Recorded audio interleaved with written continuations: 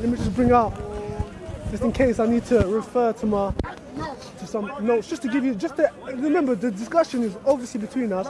We want to help people out there, the audience. Yeah, basically I want him to tell me why I should follow his version of Jesus I know that. and I just Christianity. want to explain it. Remember I said his version. Let's look at this then. So one of the things. Bible says, I own sheep and I own. Maybe you know certain things that I don't know. Are you for real, man? That will also help one another, you understand? Because that's why I like to converse more. Yeah, with Darren Christians. is Because freezing, debate actually.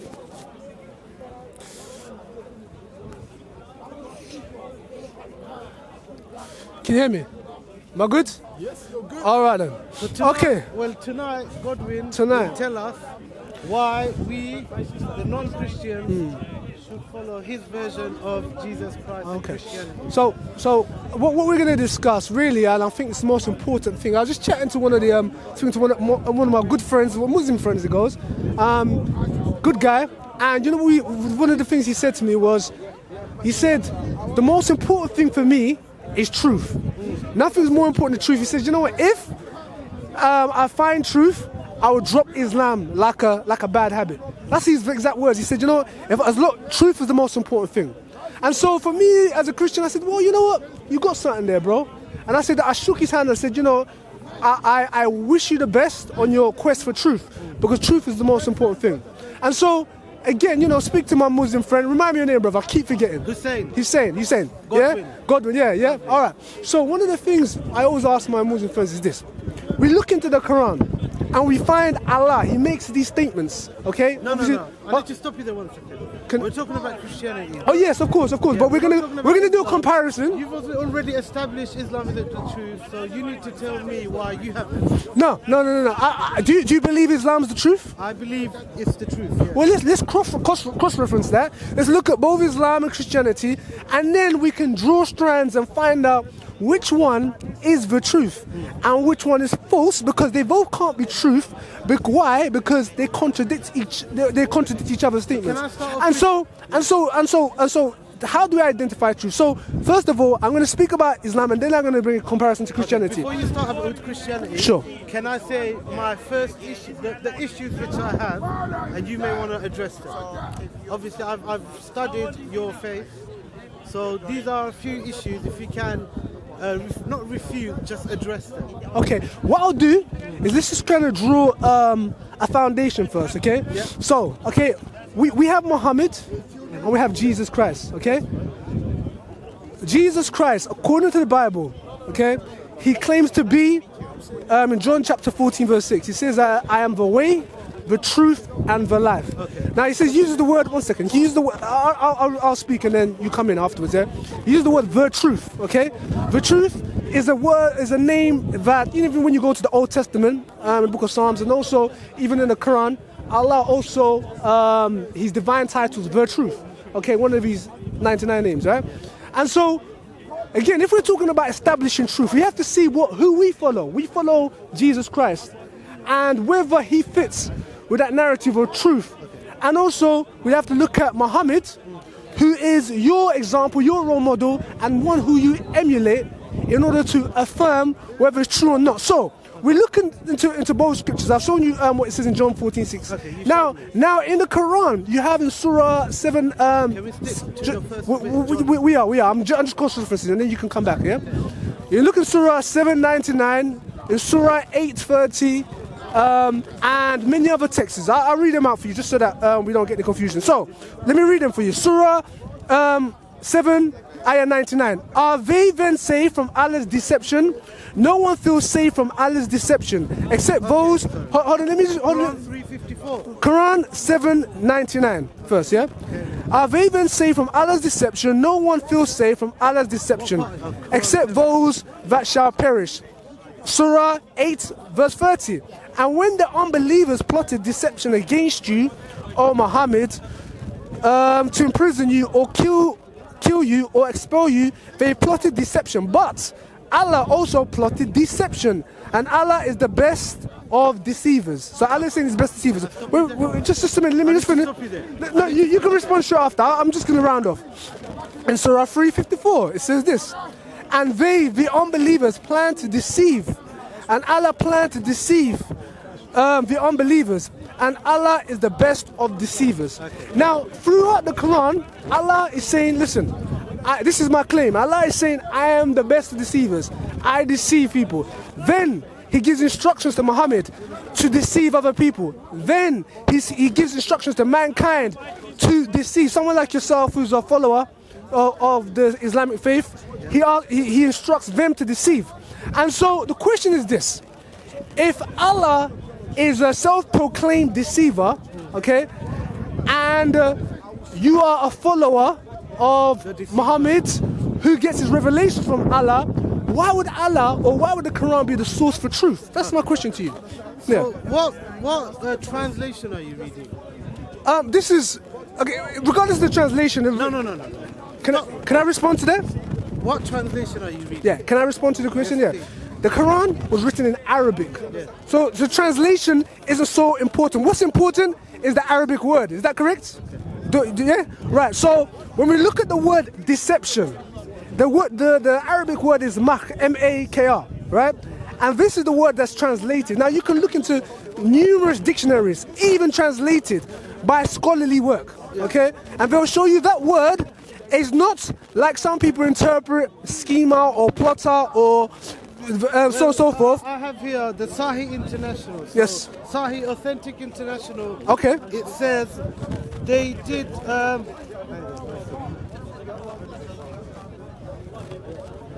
It's not deceive, it's plan. So they plan, and Allah also plans. And Allah is the best of planners. This is the translation I've read throughout the years, and this is the main authentic translation. So where are you getting your translation? Okay. So let's do this, yeah? I think we need to define or identify what the correct word in Arabic, because that's the most important thing, is for deceiver. Okay? So let's look at that. Let's hold on, before we move on. Before we move on, let's look at what the scholars say about the actual word. And so let's quickly do that. I'm just gonna quickly pull this up. Just give me 1 second. I'm just gonna find it. All right. Okay. So let's look at this. You got Edward Williams. Let me just talk a little bit about him. Okay, this is the word makra, the literal meaning of makra. Okay. Now Edward William Lanes, he's the Arabic English in the Arabic English lexicon, is the most revered and scholarly English dictionary of the Arabic. Hold on 1 second. English dictionary of the Arabic language from the Lane's lexicon. All right. So let's look at how he translated it. Okay. Let's look at this. Just give me a second and just pull this out. Okay, so it says this. Mim kafra, it says this. To practice deceit or guile or circumvention, practice evasion or illusion, okay? To plot, to exercise art or craft or cunning act or policy practice stratagem. Let's look at another scholar, Hans Wehr. Okay, and if you know anything about Hans Wehr, it says here the Hans Wehr dictionary is regarded as a standard scholarly dictionary of Arabic for English-speaking students and scholars. Let's see what he has to say there. Let's go into it. Okay, so it says this: makra, to deceive, delude, cheat, dupe, gull, double cross. And so, and it goes on makra, cunning, craftiness, and so on and so forth. Let's go further. Let's go into the Arabic lexicon because we want to make sure this is clear. So now you have the Arabic lexicon. See if we can get in there. Okay. Right, and then here again, Allah, the best deceiver. And so, the point I'm making anyway, you go and research this for yourself. I've researched it. You research it. When you look at the word itself, what you find is you have Muslim apologists and they will misinterpret purposely to deceive because they're commanded by Allah to deceive, and they'll interpret it as plotter or scheming, whereas the actual planner, the actual word, when you go into the Arabic, actually literally means to deceive. Now let me tell you what. Let me re-emphasize my point. Look at this. Look at what I'm going to show you right now, and this will make it clear what I'm trying to say to you. Now, okay, let's look at this now. So in the book of in the Surah 3:54, I believe. Okay, so that's let me just get this up for you. Sorry, 1 second. Right, yes. So, Surah 3:28. Have you ever read this before? Read it. Okay, so it says this. Let not the believers, because you got your Quran up there, but I read from this. Let not the believers take for friends or helpers unbelievers rather than believers. If any do that, in nothing will there be help from Allah, except by the way of precaution, that ye may guard yourselves from them. But Allah cautions you. Sorry, sir. 5:45. Yeah. I'll be done in 5 years. Okay, yeah. All right, okay. So, except by the way of precaution that ye may guard yourself. So he's saying, so what he's saying here, if you read the Quran, or if you read this verse, Surah 3, Ayah 28, he's saying, do not take, for example, myself or another unbeliever, because I don't believe your Quran, or an atheist or agnostic. Do not take them for friends, because it says here, if any do that, nothing will there be help from Allah, except, hold on, except by the way of precaution that ye may guard yourself. So if, for example, you wanted to protect yourself or guard yourself from some type of harm, then Allah then allows you to lie or deceive or to get yourself out of the situation. Whereas Allah, which contradicts his name, because Allah is supposed to be the Al-Haq, the truth. But yet he then commands his followers like yourself to deceive. Get yourself out of danger. Right, that's my problem. Okay, so the problem with that is that Allah or your God is supposed to be this perfect. Your God is supposed to be this perfect, perfect being, meaning he's perfectly just, perfectly holy, perfectly true, perfectly loving, and so on and so forth. Right? But then, although he's all these things perfectly, and he's supposed to be perfectly true, yet there seems to be a deficiency in his truth. Because for some cases he will allow you to lie, or for some cases, whereas our God, regardless of the situation, that's why if you read in the book of Acts, and also, let me just finish this. In the book of Acts, and you find many of the apostles, and also even in history, many of the apostles died speaking the truth. So, God didn't grant you permission to tell a lie, even if your life was that lie, because God is the perfect truth. He is the truth. And so, it shows that there is a deficiency or defection in his holiness, because he claims to be the perfect truth, but yet he allows deception. He allows you to lie to me. So, for example, you could come to Godwin and say, hey, I'm your friend, I'm your mate. And you really want to set me up. But in reality, is this what it's saying? Let me just read you. Think it's a blanket statement. Let me read you what Ibn Kathir said about that verse. Ibn Kathir says this. Al-Bukhari. Ibn Kathir, yes. He says this about Surah 3:28. Yeah. So yeah, we just focus on each other. Al-Bukhari, compiler the most so it says this. Abu Darda, a companion and pupil of Muhammad, said, we smile in the face of some people, although our hearts curse them. Al-Hassan. So he said, hey, listen, hey, we're smiling in your face, have a laugh, have a joke, but then our hearts are cursing them. That's a deception. That's from that's not the Quran. That's one of your top commentators, top Scott Ibn Kathir. This is Tasfir, and so he writes, and if you speak to most of your imams or your scholars, they go by what Ibn Kathir, because he's one of the top narrators and commentators and scholars of the Quran. Let me just hang on. You're going on. Sure. But didn't Paul say to a Jew, I'm a Jew, to a Christian, I'm a Christian? Isn't that deceiving? Okay. All right. Let's go to that in 1 second. But can we first clarify? Why 1 second? No, because we want to first clarify, because we don't want it to be whereby, okay, Keto calling a pot black and you're just as bad as me, so maybe we're both wrong. Maybe it's the Sikh that's right. Maybe we should join Hinduism. But what we want to do is we want to clarify where we're at. Can we confirm? Can we confirm that over and over again? Whereas we read the Tasfirs, the Quran, we read the Hadiths. Here in the Hadith it says, Surah 49, 857, it says, he who makes peace between the people by inventing good information or saying good things is not a liar. So it's okay. What Allah is saying, essentially, is that you can go and invent something, which means he's an actor. He's acting. Doesn't that what say event? Yes. Did I use a different word? So it says you can go and invent something. Okay. I'm expressive. So, but the point is that your Quran tells you to lie. It tells you to deceive. No. Allah tells you is Parable. Okay. So the question is this: did Allah command command his followers or Muhammad to deceive? Did he do that or not? Deceive in what situation though? You I've know- given. No. So there is deception in Okay, Islam. so there is deception, yeah. All right. He's an honest Muslim. We like that. But What kind of deception? No. he's a realist. He's keeping it real. He's keeping it real. He can be a Christian one day by God's grace. Because Yeah. every time I hear Christians say, when I pick up some Bible verses, it's a parable. They dance around it. They do gymnastics. Now, what you do, this is what Muslims do. Muslims, what they must do is, what they say is they don't always have all the information in You the Quran. want it to say this. Hold on, no. I want you to hear what I'm saying, right? What Muslims say is that they don't have all the background information in the Quran. So what they do is they go to the hadith and the tasfir. I know. Even though there's nothing in the Quran or there's no instruction from Allah to go to the hadith. There was no such thing as hadith when Muhammad was around. It's a hadith.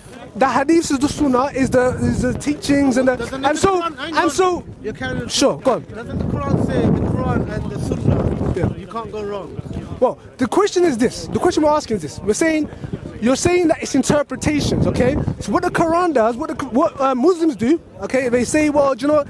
We can't, for example, I read you a verse in Surah 328. Are you saying there's no context in what you can Right. And so how they get the context or how they get the background is they go to your hadiths or they go to the sirats or they go to tasfir. And so that's why I've read you from your hadiths of your tasfir. And you've admitted that it's true. Okay. So far, you haven't said anything that's raised my eyebrows or, for, oh my God, is this true? I understand the Quran to be what it is, and it's talking about different situations and what you can do. He said, if you invent a lie just to keep the peace, that is not lying. I don't see anything wrong with that. That's what I said. That's what It says if you invent a lie, if you create or invent a lie, something that's not true, can it be true and false at the same time? No. So it's false. Listen to what I'm saying. If you create peace between two warring parties, they're killing each other, they want to behead them. Give example, So two people are fighting. Imagine like there's another group of people, Yeah. they're going to come, they're going to kill the men, women, Yes. children and donkeys. Sorry, that sounds... Sorry, Bro, I lost my train. It's that weed, man. I'm joking. So Go there's two on. warring parties, they're going to kill each other, Yes, men, women, yes. children, even the donkeys.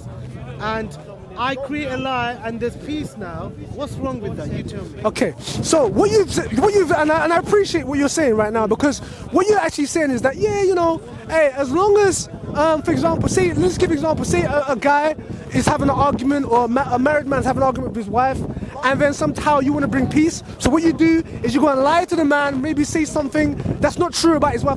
Perhaps say, your wife, she said all these wonderful things about you. You lie to him, and then you go to the wife, and then you start to lie. Hold on. One second. Wait, let me finish up. Brother, let me summarize. And then you go to the wife, and then you invent something and say, well, you know what, he said this, that, and the other, okay? And so you do all of that, and you've lied to them, okay? You are now saying, okay, hey, I've deceived that person, but it's fine because it brings them together.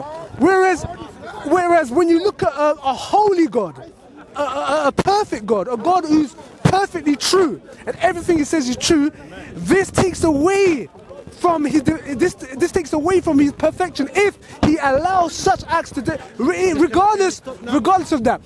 And that's the point we're making. Yes. This is the hypocrisy. Your Holiness, you have an issue with this lying thing, but your Holiness... So you don't have an issue with lying? Let me finish. You have an issue. Muslim, yeah. This can't be a holy God. He's saying if you want to bring peace, you can lie. But that's a holy God. And your perception of a holy God is a God that says kill the men, women, children, and donkeys. So I think you're confused about, would a holy God say, kill the children? That doesn't sound like a holy God. But you have an issue with the lying two warring parties to bring the peace. Okay. So do you think your perception of holiness is quite twisted? Okay, so let's go back to what we're saying. So I just wanted to, the reason why I wanted to speak upon truth is because, as I said from the beginning of our conversation, the most important thing, Is your God holy? Just a minute. The most important thing is attaining truth, because regardless of, especially coming from an Islamic faith and also as a Christian, we believe that one day, we will stand before the judge, the great judge. We believe Jesus Christ is coming back to judge. You believe Jesus Christ is coming back to judge, not Muhammad. And so we're going to stand before the judge, the great judge, one day. Great judge is And what he says Jesus is coming back. But anyway, the point is that they're going to judge us, and we must, hold on just a minute. Let me finish. We must give an account, okay? For whether we sincerely and genuinely sought truth or we didn't. And so, what I'll say is this: I find it, as a Christian, very difficult. No, one second. You asked me to preach, so I will. I find it very difficult to trust or believe in a God who says, you know what, I am the greatest deceiver. I command my Sahaba to deceive. And I am, and I command Muhammad to deceive. And so that's what I'll simply ask you. Yeah. So you said your God is Hey, you're right. your God is holy, you said.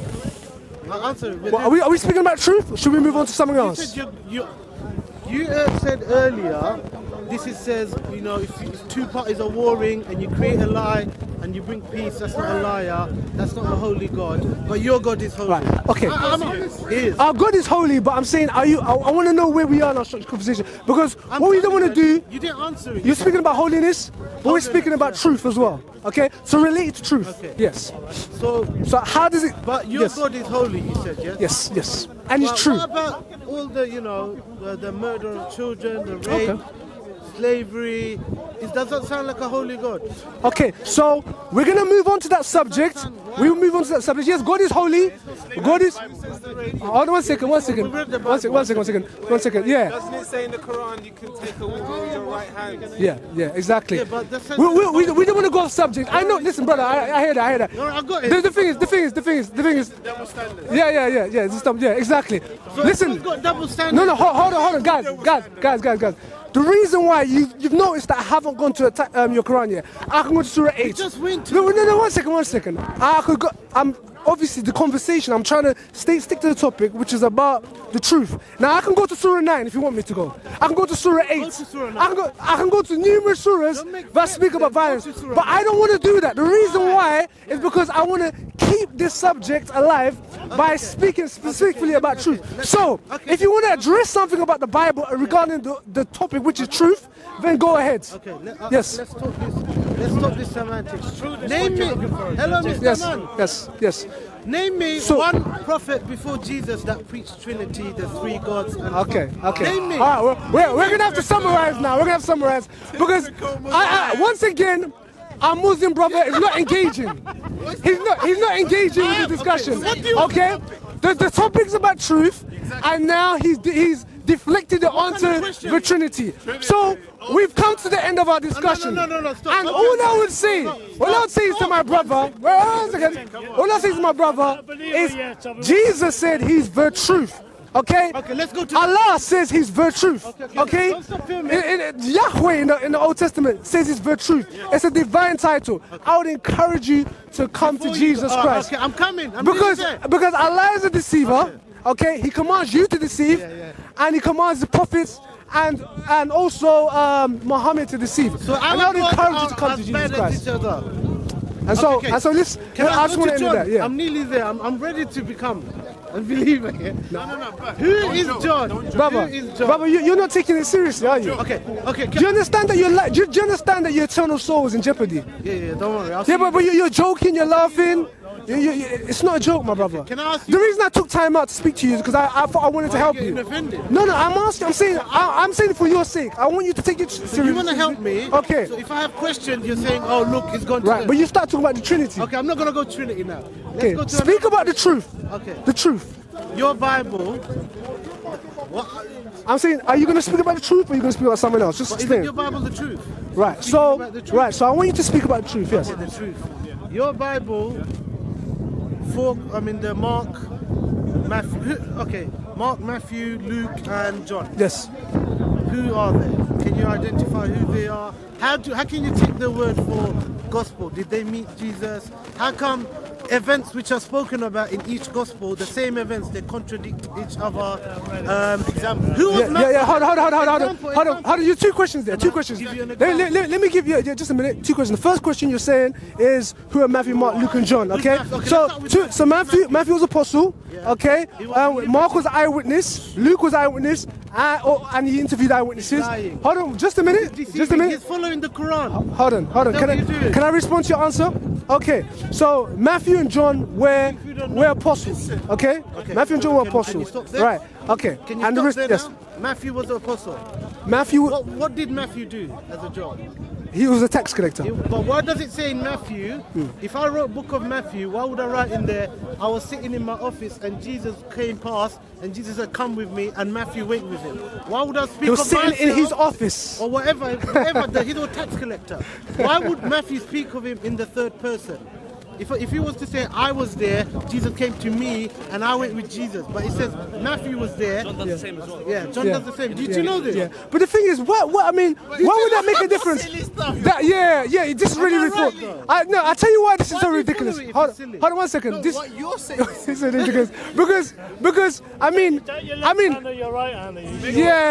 the thing is, the reason why it's a very weak and very poor argument. I thought you were going to say something about where they contradicted themselves, or where something wasn't true, or where something was. See, now you're all over the place. Now you're all over the place. So wait, hold on. Stop. You're not making sense, my brother. When I Yeah? question, he's saying he wants to bring the truth. When I question it, he's doing gymnastics. All right. So I can see you're not sincere. I am sincere. You're not sincere. Because you're not making any sense. You're jumping. You started talking about the Trinity. Then you started speaking about writing in the third person. Make this simple. Give us one contradiction within the gospel. Yes. Yes. Within the gospel, Yes. yeah? There's so many. There's so many. That's what we say. Go on. Leave him to go. Yeah. He said Matthew was written by the tax collector, but Matthew speaks of him in the third person. Why is that? So how's that contradiction? That is a contradiction. How's that contradiction? That's how Hebrew writers it. Who came to? No, I'm gonna get to that. Bro, he'll be in trouble if you don't get him in trouble. Adam, you know. Don't get him in trouble. Because the thing is, you're not on camera. Unless you need to shut with him, yeah. Right. My issue is the events which are spoken of in each gospel, Yeah. and they're talking about the same event. Okay. They're very contradictory. But you're saying you said this about for the last 5 minutes. But you haven't given me any contradictions. So in the book of Matthew, they were on a boat, Jesus was on the isle, and Jesus walked on water, and Jesus came into a boat, and they worshipped him, and all of that. Yeah, 'cause he was God. In the book of Mark, Yeah. it doesn't say that. He was on the water, they knew who he was, he came on the boat, their hearts were hardened. Did they worship him, or were they... Show us the contradiction, brother. No, I want to see the contradiction. No, he's saying the contradiction. It's your claim. You did. Show us your contradiction. I'm going to go one after another. No. When was Jesus crucified? Brother, no. Now you're going to crucifixion. Brother, we have to round this out. He's not being serious. No! My Muslim brothers, once again, is insincere, disingenuous. He's moving the goalposts. He doesn't have an answer. And so, once again, I encourage you to put away the lies, put away the deception of Islam. Come to Jesus Christ. nearly there. And that's the end, yeah? Listen, we finished. Finito. Take your better hand.